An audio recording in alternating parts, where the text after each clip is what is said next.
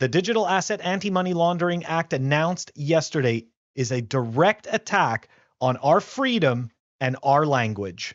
Let's dive into this.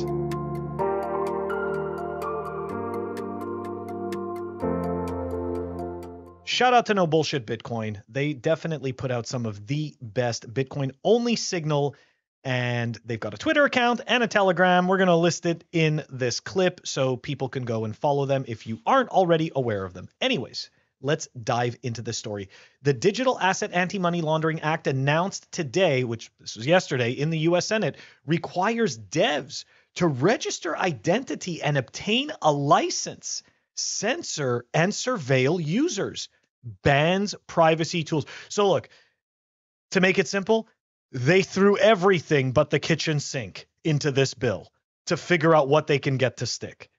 Obviously, money that they don't control is incredibly threatening to the power structure of the current government.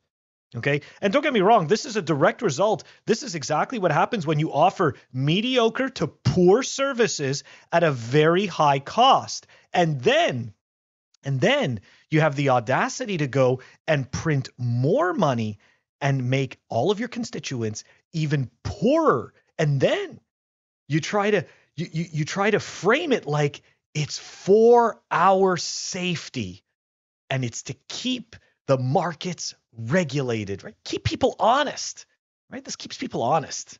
Okay, let's keep going. Good picture they chose of Senator Warren, by the way. They always do a great job of choosing these pictures that just make them look so bitter. Anyways, okay, let's dive into this thing, and we are going to dive into a great rebuttal as well. So here we go. The Bipartisan Digital Asset Anti-Money Laundering Act, introduced today by Senators Warren and Marshall, is the most direct attack on the personal freedom and privacy of cryptocurrency users and developers we've yet seen. It would force anyone who helps maintain public blockchain infrastructure, either through software development or validating transactions on the network, to register as a financial institution. What? So somehow a developer has to register as a financial institution? I feel like there's such contempt for humanity and freedom from these people. It's like these creatures couldn't become what they wanted to be.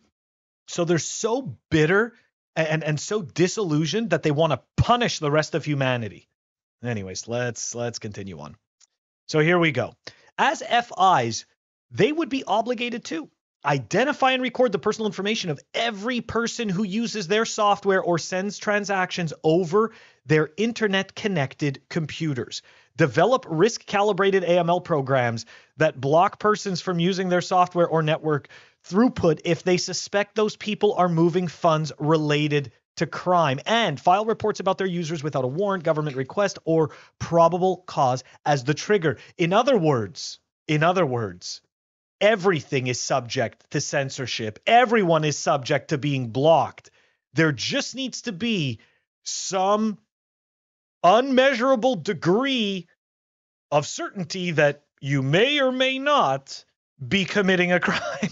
This is fucking insane. Excuse my language. This is nuts. I can't believe that people want to do this to each other. You could tell, like, once a human being becomes part of the government, they just lose all sense of morality. It's just insane. Just want to make everybody a prisoner because of control. Okay. So here we go.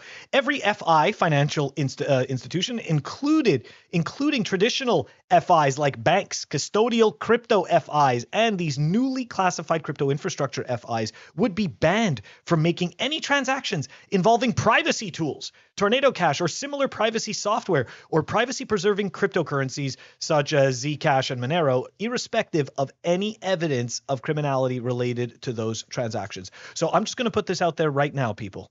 Okay, you are no longer allowed to use cash.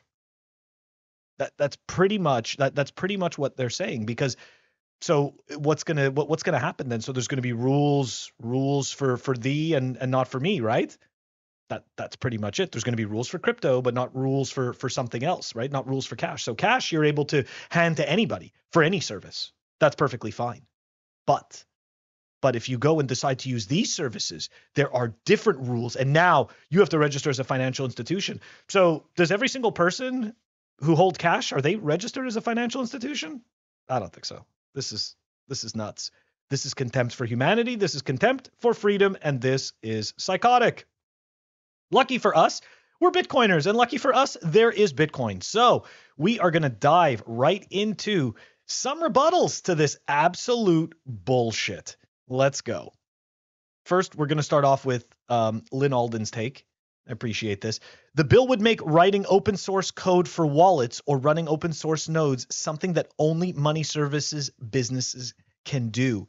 It probably, one, won't pass, and two, probably won't withstand a First Amendment challenge if it does pass.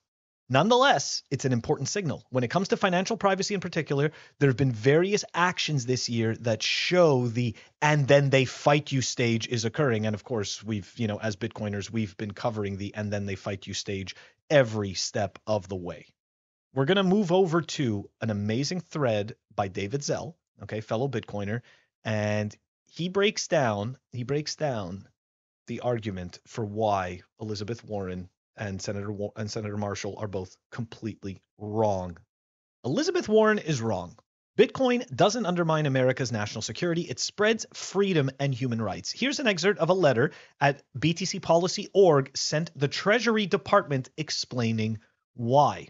U.S. policymakers have long recognized the strategic value of providing pathways for global citizens to connect to our society and capital markets when they would otherwise be blocked by hostile governments. The political economies of our nation's greatest adversaries have continuously relied on restricting the access of their citizens to the free world. Sound familiar? Kind of sounds like the bill that Senator Warren and Marshall are trying to put through. Anyways, as former Secretary of State and Treasury Secretary George Shultz stated, open political and economic systems have been gaining ground, and there's a good reason for it. They work better. Dictators and autocrats rely on strict surveillance and control over the flow of information and capital because human beings and their innate yearning for self-determination will universally choose freedom over repression. Without such restrictions, these closed societies would evolve as citizens gained awareness of and access to the American way of life. In the post-war era, an open international system has been featured as a key U.S. policy objective for every administration, Democratic or Republican. The past 70 years have been marked by the success of efforts to champion free speech and free trade across the globe. America won the Cold War in large part through attraction by tearing down the physical, ideological, and commercial walls of communist states and exposing their citizens to capitalism and democratic society. For example, government-funded initiatives like Voice of America and Radio Free Europe stripped authoritarians of their monopoly on information and demonstrated the value of free speech. Exposure to Western goods revealed the benefits of capitalism. The attractiveness of free and open societies did the rest. Amidst the increasing digitization of political and economic life, today's tyrants have erected powerful technological tools to monitor, censor, and restrict the open flow of information and value.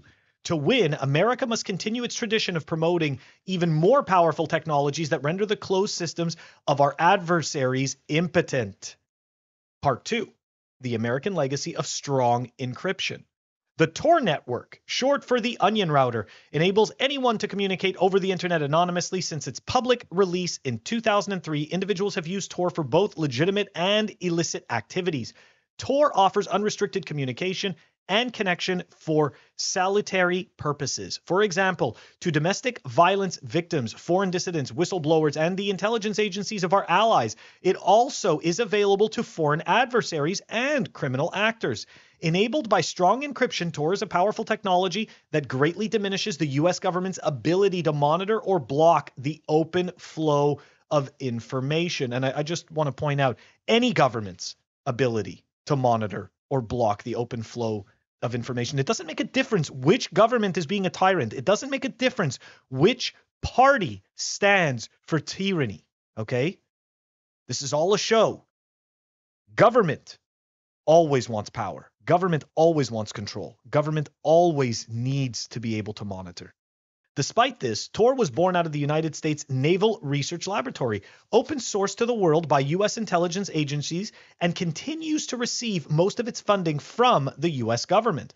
Responding to mounting calls for the government to crack down on strong encryption, former NSA and CIA Director Michael Hayden quipped, "Why would you weaken a powerful cyber tool, even for a legitimate law enforcement need over here?" So why does America not only allow but actively promote unrestricted anonymous internet activity? Because a modern authoritarian regime is only as strong as its control over information and capital. For the past 20 years, Tor and encrypted communications have allowed dissidents to undermine closed societies from within by enabling anyone living under dictatorship to access Western media and ideas, communicate freely, and organize all outside the purview of the state. Permissionless strong encryption has digitally enshrined key civil liberties and human rights, like freedom of speech, assembly, association, and the press for anyone connected to the internet. From Tor's use in facilitating the 2009 Iranian uprising and punching through China's Great Firewall to Facebook and Twitter's role in the Arab Spring, we observe a clear pattern of the open flow of information strengthening our open society's interests. Emphasizing this point in a 2016 interview, then Defense Secretary Ash Carter explained how strong encryption strengthens U.S. national security, stating Russia and China openly defy all the values of freedom of speech, of free and open internet. If they write the rules, they won't be consistent with the values of the United States. It is widely understood that permissionless access to an unstoppable transmission of information inevitably benefits open societies and undermines illiberal states. In much the same way, Bitcoin's adoption globally represents a force empowering the individual over repressive states and a tool for the marginalized to gain self-determination. Bitcoin as a strategic asset for America. Bitcoin allows anyone in the world with an internet connection to store and send value in a manner that cannot be reversed, frozen, seized. It is open and permissionless. It is distinct from other cryptocurrencies in that it is credibly neutral, widely decentralized, uncontrolled by any leadership or founding team, and optimized for resisting censorship. In keeping with the basic liberal principle of limited government and our legal system's presumption of innocence, Bitcoin, like cash, ensures that while anyone can make a payment, no one is shielded from the consequences of their payment. Very interesting, right? This is something that we've said. It's not the money that should be criminalized. America and other open societies can thrive by recognizing that crime must be discovered before it is prosecuted. Illiberal closed societies follow different repressive rules. Like Tor, Bitcoin is used for both lawful and illicit activities, relies on encryption developed and open-sourced by U.S. intelligence agencies, and offers unrestricted access to its users. On a per capita basis, Bitcoin is most widely used in nations with authoritarian governments, weak respect for property rights, and strict capital controls. That's right, Bitcoin is used for enabling personal freedom. Plain and simple. Human rights groups have documented that dissidents in countries like China, Russia, Iran, Nigeria, and Venezuela increasingly turn to Bitcoin to finance their resistance. Just as Tor enabled tens of millions of people to see and access the freedom of open societies, Bitcoin enables tens of millions to escape the capital controls of authoritarian states and connect to the Western financial system. Just as Tor digitally enshrines and exports the right to communicate freely across the globe, Bitcoin digitally enshrines and exports free trade and the right to transact. While the freedoms Bitcoin affords its users align well with longstanding U.S. policy objectives, these same freedoms present a unique threat to our greatest adversaries. There's a reason China has been among the most Bitcoin-hostile governments in the world, banning Bitcoin mining and making all cryptocurrency transactions illegal. Bitcoin allows citizens of illiberal states to vote with their money, to participate in our financial markets, and to deploy capital without the blessing of the state. What Bitcoin also does is allow these people, it makes it easier for these people to take all of their wealth and move it. Very, very simply. It's not encumbered like gold. It's not encumbered like cash or stocks. Okay? It is literally the most transportable. Following the footsteps of Radio Free Europe and Tor, Bitcoin continues the American thesis that when given the opportunity to choose between open and closed societies, global citizens will choose the former. Okay, so, I mean, look, that obviously what's happening with the bill is specific to the US. But let's not make any mistake, right? The rest of the world, politicians, they kind of look to each other, to kind of see how things went across the pond, so to speak. So if there's any kind of hint that this type of freedom disabling, frankly, seemingly communist behavior coming out of that bill, um, there's going to be other politicians around the globe that are going to look at that and say they were able to pull it off. We can probably do it too. So look, this is definitely part of the Then They Fight You stage. The Then They Fight You stage probably started about 2 years ago, 3 years ago, in terms of the intensity of it. It doesn't end here, guys. It really, it doesn't end here. And if we think for a second that they're just gonna stop at this this one step and not go any further, they are going to throw everything. Okay, make no mistake, the politicians will throw everything, including the kitchen sink, to see what sticks. At the end of the day, they want you to think. See, they keep mentioning cryptocurrency. They always cryptocurrency, and they mention the mixing tools. But at the end of the day, the only true threat, to their unchecked power is Bitcoin. The politicians know it. Central bankers know it. IMF knows it. You know it, and I know it. And that's why they're scared. So they desperately need to stop this, because this literally separates money and state.